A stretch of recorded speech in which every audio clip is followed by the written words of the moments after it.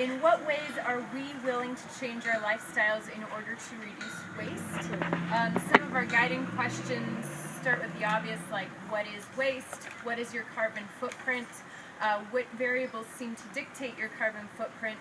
What factors of American culture or your own personal cultural tradition cause pressure to create waste? And of course, that's an incomplete list.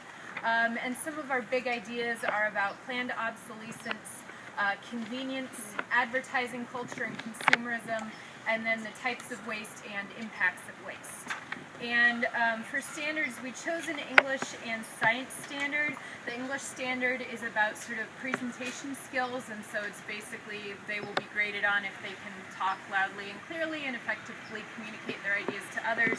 The science one is about integration of knowledge, and so they'll be their final project graded on whether it is both feasible and actually impactful. All right, cool. Now that we got all that stuff, I'll tell you guys what we're going to do. It's a 5-day lesson, ideally in a perfect world. Oh, we got plenty of time. Somebody give your neighbor a high five. Let's wake up really quick. Come on, give your neighbor a high five. Yeah, we got all day here. All right.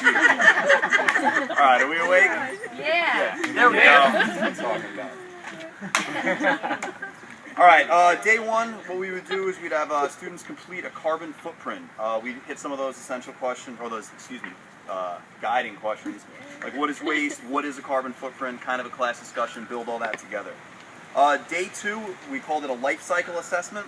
So what we would do is we'd break the class into groups. You'd have 2 people who had a really high carbon footprint, and we'd match them with 2 people that had a really low carbon footprint, and we'd have them assess what the major differences were that accounted for that. So for example, everybody transported to school, maybe that's not a big player. Maybe it's your diet, whatever the case might be. Right? What are the big players that separate high carbon footprint from low carbon footprint? Homework for that night would be to notice and document one piece of advertising that relates in any way to anything that we've been talking about in class, kind of like hinting at that advertisement bias there. And what do they call that? Brainwashing. Yeah, like brainwashing, consumerism, propaganda. There's the high school social studies word, right? Day 3, we would collect the advertising, we'd talk about it, and we'd shoot to notice patterns. And that's when we would present the rubric for the presentation. What we would do is we'd have everybody, I'll get to it, we'd have everybody we'd have everybody present to class, and everything would be peer reviewed. So generally what we do is we take an average of the class, we'd weight that about 30%, the teacher's grade would be 70%, 70 and 30, that's 100% of their grade. So what am I talking about? What we're talking about here is a proposal that you have to create. You know what your carbon footprint is, now you know what the major offenders are that separate you from high carbon footprint to low. So you have to create a proposal. You have to create one feasible way to reduce, one feasible way to reuse, and one feasible way to recycle. And by feasible, I mean you actually have to reduce, reuse, or recycle and have an impact on your overall number, which is your carbon footprint.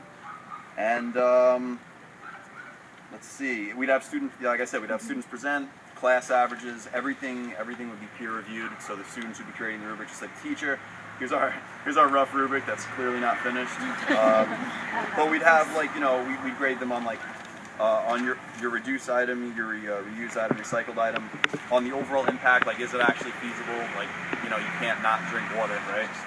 Is it feasible? And then on your overall presenting skills, just general presenting skills. We thought that at the end, this would open up a lot of further kind of, moving forward kind of things. We thought that we could get some kind of reflection paper where we could do 3 things here. Discuss the conveniences that you are willing to give up in your daily life in order to implement your plan.